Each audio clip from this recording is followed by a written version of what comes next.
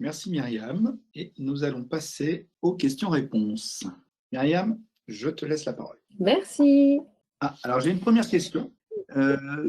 Comment peut-on bénéficier de tes massages? Alors, comme j'ai expliqué dans le film, il y a deux endroits vraiment différents où je masse. Donc, il y a le pôle santé publique pour les patients qui reçoivent leur chimiothérapie. Donc là, je suis intégrée à l'équipe de soins de support. Ça veut dire que si une personne est en traitement de chimiothérapie et si elle aimerait se faire masser quand j'y travaille, il faut voir avec l'oncologue s'il est possible que la chimiothérapie se passe quand je suis là. Il y a déjà des patients qui ont fait ça et qui ont changé leur jour pour pouvoir recevoir le massage pendant la chimiothérapie. Donc là, ça veut dire le lundi après-midi ou le jeudi après-midi ou le vendredi matin. Après, si quelqu'un n'est pas suivi au pôle santé républicain et veut se faire masser chez elle, il faut me contacter. Donc, c'est vrai que je pense que le week-end mettra en lien nos coordonnées, puisque moi, j'ai une pratique à domicile qui est volontaire. Je n'ai pas de cabinet parce que quand on est malade, quand on est fatigué, il y a un vrai confort que de rester à la maison pour se faire masser. Donc, je viens avec tout le matériel à la maison et la séance du massage du corps se fait chez vous. Alors après, dans un certain périmètre, hein, j'habite près de Volvic et je me déplace jusqu'à 40 km autour de Volvic, normalement. Voilà. Merci. J'ai une autre question. Est-ce que l'on peut masser un endroit qui fait mal ou est-ce qu'il faut éviter d'y toucher? C'est une bonne question. Je dirais qu'il faut se faire confiance. C'est-à-dire que parfois, le massage va faire un petit peu mal, mais parce qu'on a par exemple une tension musculaire. Et on va se rendre compte qu'en massant, alors généralement avec une huile quand même, avec quelque chose qui va permettre de glisser, et en y allant petit à petit. C'est-à-dire que d'abord on chauffe la zone, et ensuite on va rentrer de plus en plus en profondeur dans le muscle. Alors ça peut soulager. Donc comme ça, je dirais, il faut tester sur soi. Quand on masse, et même moi quand je masse, jamais on doit ressentir une douleur intense. Là, ça veut dire qu'il y a par exemple une inflammation, qu'il y a vraiment le corps qui envoie un signal. Donc, on ne va pas toucher. On ne va pas aller masser sur un os ou sur une articulation, par exemple. C'est intéressant peut-être de le voir avec son médecin ou quelqu'un qui masse, parce que sur certaines douleurs, par exemple, on va plutôt préconiser de mettre du froid pour soulager et d'autres, on va mettre du chaud. Donc, je dirais que dans un premier temps, on se fait confiance, on essaye de se masser avec quelque chose qui va glisser, donc une crème ou une huile. On chauffe un petit peu, on rentre, et si on voit qu'au fur et à mesure, on arrive à rentrer et que c'est moins douloureux, on y va. Si on sent qu'on rentre et que c'est plus douloureux, on arrête. D'accord. Où trouve-t-on ces produits qui permettent de faire glisser ces crèmes ou ces huiles? Alors, moi, je suis adepte des huiles. J'avoue que je suis depuis toujours dans l'utilisation, que ce soit des bébés jusqu'aux personnes très âgées, et en cancérologie, avec des peaux très sèches, fragiles, et avec une problématique souvent sur les odeurs. J'aime les huiles végétales, les huiles biologiques et sans odeur. Donc en fait, il y a des huiles de cuisine qui fonctionnent très très bien. Vous allez dans un magasin bio et vous prenez une huile de cuisine ou des fois vous l'avez dans votre propre cuisine. Donc il y a l'huile de sésame, alors qui a une petite odeur. Il y a l'huile, alors après il y a les amandes douces, noyaux d'abricot, pépins de raisin. Le tout est de voir aussi son budget, parce qu'elles n'ont pas toutes les mêmes prix. Mais je trouve que l'huile, c'est quand même plus intéressant pour masser que la crème parce que la crème, rapidement, la peau l'absorbe et on n'arrive plus à masser. Et après, on n'a pas besoin de grandes marques, on n'a pas besoin pour moi de produits pharmaceutiques. Plus c'est neutre, mieux c'est. Merci. Alors attends, excuse-moi, j'ai plusieurs questions là. Combien de temps dure une séance à la maison? Alors, à la maison, le minimum que je propose, c'est 1 heure. Après, je propose 1h15 et 1h30.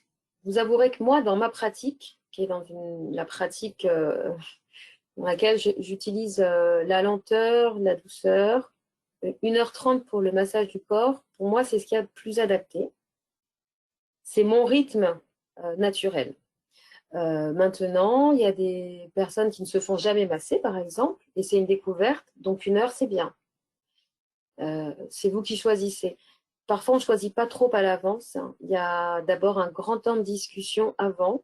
C'est important pour moi de savoir où vous en êtes, comment va votre corps, quelles sont les douleurs, qu'est-ce que vous aimez et qu'est-ce que vous aimez moins, parce que les massages que je fais sont personnalisés, adaptés. Ce n'est pas un protocole appliqué comme ça à chacun. Il y a des gens qui vont adorer se faire masser la tête et d'autres qui vont détester. Même chose pour les pieds, par exemple. Donc, comme le massage sert à vous détendre et à apporter un bien-être extrême, c'est très, très important que je sache et que je, en fait, profile avec vous au moment de l'échange comment je vais vous masser, ce que vous allez recevoir, et s'il faut qu'il y ait beaucoup de pieds, et s'il faut qu'il y ait beaucoup de tête, beaucoup de dos, s'il y a un endroit qu'on a du mal à bouger par rapport à une opération. Bref, donc le temps, on va dire de 1 heure à 1h30, le temps du massage, mais il y a le temps d'échange avant, il y a le temps d'échange après si vous le voulez. Donc c'est vrai que pour moi, c'est important de prendre un grand moment. C'est votre moment de pause et on ne va pas courir derrière faire quelque chose, surtout pas. Le massage détend, mais ce que vous allez faire après le massage va potentialiser, va prolonger la durée de la détente. Donc souvent, je dis, vous offrez un cadeau, on se prend une demi-journée ensemble en général, hein, et après, vous prolongez votre journée comme ça dans quelque chose de tranquille, de la lecture. Parfois, on a besoin de dormir derrière parce qu'en fait, on a lâché. On a lâché les tensions, on a complètement, vraiment relâché. Donc, dormir après, c'est aussi un plus. Et c'est pour ça que je trouve que d'être à la maison et que vous soyez chez vous quand c'est terminé, c'est très important. Merci. Faut-il une ordonnance pour une prise en charge massage quand on fait en dehors du PSR? Alors, malheureusement, je suis une ancienne infirmière, mais je ne suis pas kinésithérapeute. Donc, ça n'est pas du massage de kinésie, puisque le kinésithérapeute, il a un but thérapeutique. Ce qui n'est pas le mien, même si on sait que le massage est thérapeutique. Donc, certainement, j'entends maintenant que certaines mutuelles vont prendre en charge ce type de séance de bien-être. Donc, moi, je vous fais une facture. Par contre, il n'y a pas de prise en charge sécurité sociale, donc il n'y a pas d'ordonnance.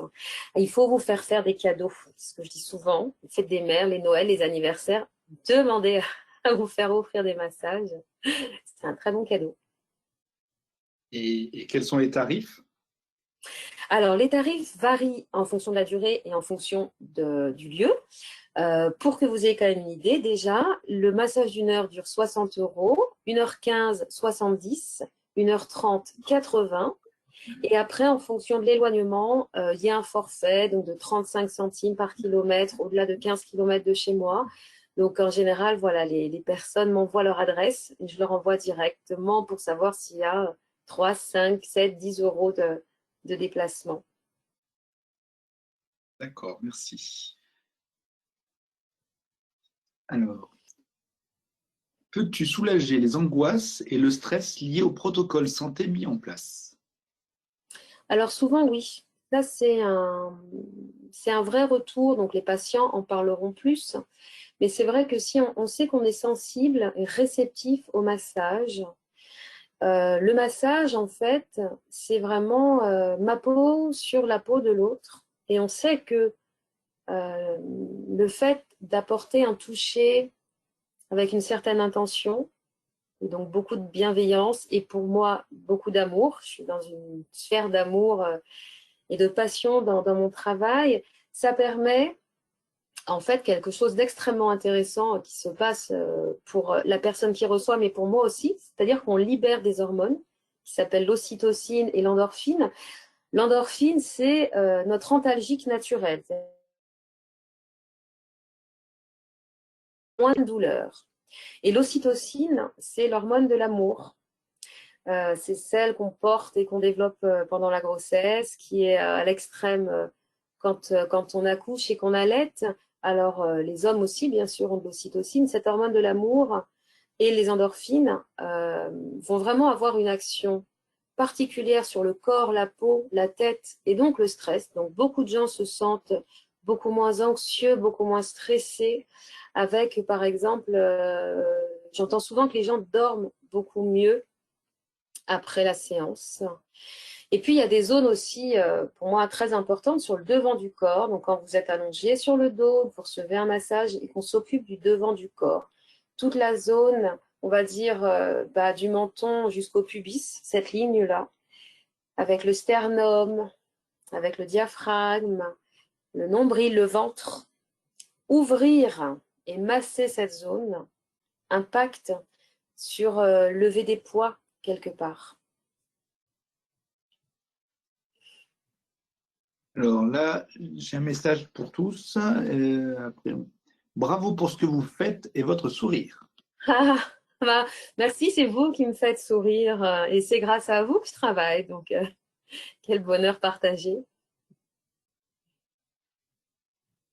J'ai une autre question en privé cette fois-ci. Qu'est-ce que l'oncomassage? Alors, en fait, l'oncomassage, c'est un terme que j'aime beaucoup. L'oncologie, c'est donc la cancérologie et le massage, c'est le massage. Et ce terme existe depuis quelques années. Il est important pour moi parce qu'en fait, il y a plus de 10 ans, en France, on ne valorisait pas du tout en fait le massage des patients et spécifiquement des patients en cancérologie. Alors dans les pays du Nord, ça se pratiquait déjà. C'était reconnu comme thérapeutique, vraiment intéressant. Et chez nous, il y avait plutôt l'idée que masser était négatif, que masser pouvait induire accentuer, accélérer même le processus tumoral. Voilà, donc vraiment, quand on avait un cancer, il ne fallait pas toucher au corps, il ne fallait pas masser, sinon on risquait d'activer quelque chose qui faisait qu'on serait encore plus malade. Et c'est vrai que c'était difficile pour moi parce que quand j'ai commencé ma formation, j'étais encore infirmière et j'étais qu'avec des soignants quasiment. Et on avait tous quand même, quand on se faisait masser et quand on voyait comment on se retrouvait, et quand on retournait travailler et que les patients nous demandaient à se faire masser, parce que forcément, nous, c'était nos cobayes, hein, donc on disait, on revient de formation massage, tout le monde voulait se faire masser, tout le monde se sentait bien et mieux. Et on se disait, mais comment c'est possible, en fait, qu'on nous dise que les gens vont être moins bien?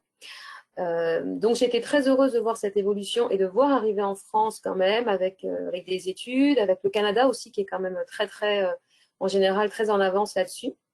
Aujourd'hui on parle de l'oncomassage et en fait on décrit des vrais bienfaits donc en fait qui sont intéressants pour tout le monde. Améliorer le sommeil, il y a aussi des patients qui disent qu'ils ont moins de nausées, qu'ils ont moins de maux de tête. C'est intéressant pour les muscles parce que les muscles en fait ils sont très endoloris. On le sait avec les traitements, et puis aussi parce qu'on bouge moins, parce qu'on est fatigué. Donc le massage, il va être aussi stimulant. Donc l'oncomassage, voilà, c'est vraiment cette reconnaissance.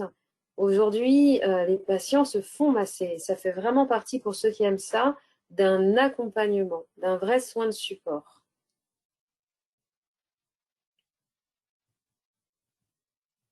Merci. Je n'ai apparemment plus de questions. Un dernier mot ou alors nous pouvons passer à l'atelier.